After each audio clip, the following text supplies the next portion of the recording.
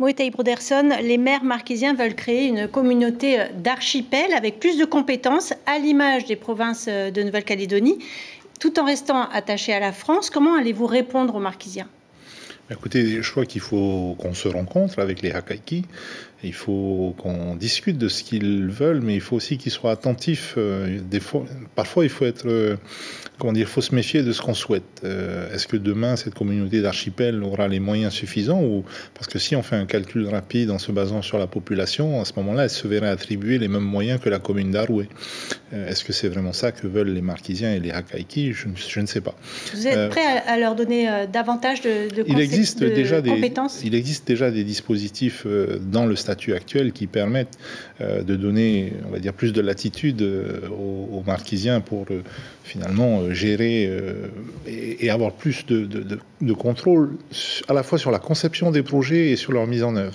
Donc c'est de tout ça qu'il faut qu'on discute en bonne intelligence. Mais moi, je suis moi-même issu d'un archipel, donc celui des Raromatei, qui aspire aussi à pouvoir mieux se gérer lui-même. Je comprends cette logique. Je la comprends d'autant mieux que quand j'ai visité cet archipel magique qu'est le Hinoïnan, on voit tout de suite qu'ils ont une personnalité qui leur est propre et puis qu'ils ont des problématiques qu'ils sont les mieux à même finalement de gérer. Et vous accepteriez qu'ils se désolidarisent finalement de l'ensemble du pays ?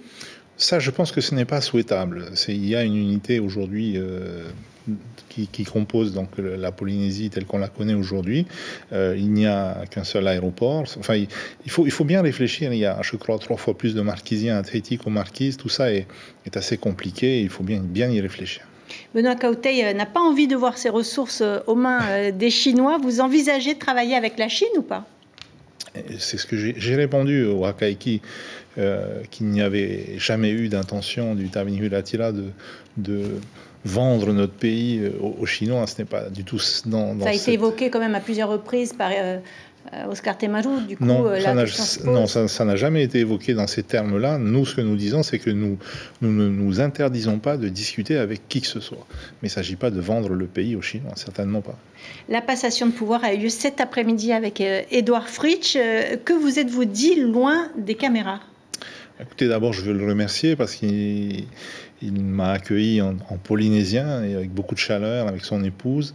Et puis ensuite, on est passé à l'étude des dossiers, les dossiers qui sont au niveau de la présidence, que ce soit la préparation des JO de 2024, que ce soit le plan de développement du tourisme, puisqu'il est ministre du Tourisme, que ce soit également certains dossiers de défiscalisation qui sont en cours et qu'il faut examiner de près. Voilà, il y a tout un ensemble, les conventions qui vont être à renouveler avec l'État. C'est les sujets propres au président dont on a discuté. C'était un message de bienveillance ou de mise en garde ? Non, je pense qu'il y avait beaucoup de bienveillance dans cet échange. En revanche, il a clairement dit qu'effectivement la charge était lourde et qu'il me souhaitait bon courage. Je l'en remercie. Allez-vous nous dévoiler ce soir la composition de votre gouvernement ? Non, il faudra attendre lundi. En général, je suis constant dans mes annonces. Donc, on a dit lundi 8h, ce sera lundi 8h. On essaie quand même. Alors, on sait en revanche que votre vice-présidente sera Eliane Tebahitoa, une femme. C'est une première. Qu'attendez-vous d'elle ? D'elle, j'attends justement qu'elle apporte à la fois son expérience, son intelligence, sa sagesse, et puis cette capacité qu'ont les femmes finalement de nous ramener sur terre.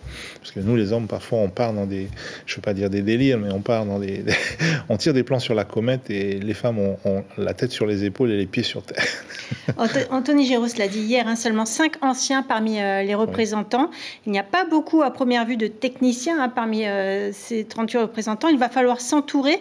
Comment vous voyez les choses ?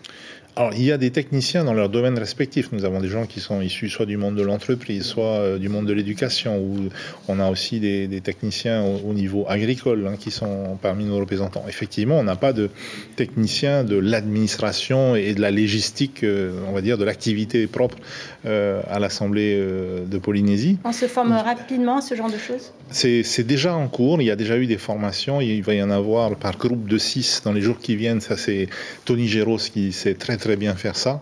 Je pense qu'ils seront opérationnels très très rapidement. Et puis ils vont s'entourer de collaborateurs qui seront, on va dire, aguerris. Et voilà. L'information en continu sur Polynésie la première, Internet et réseaux sociaux.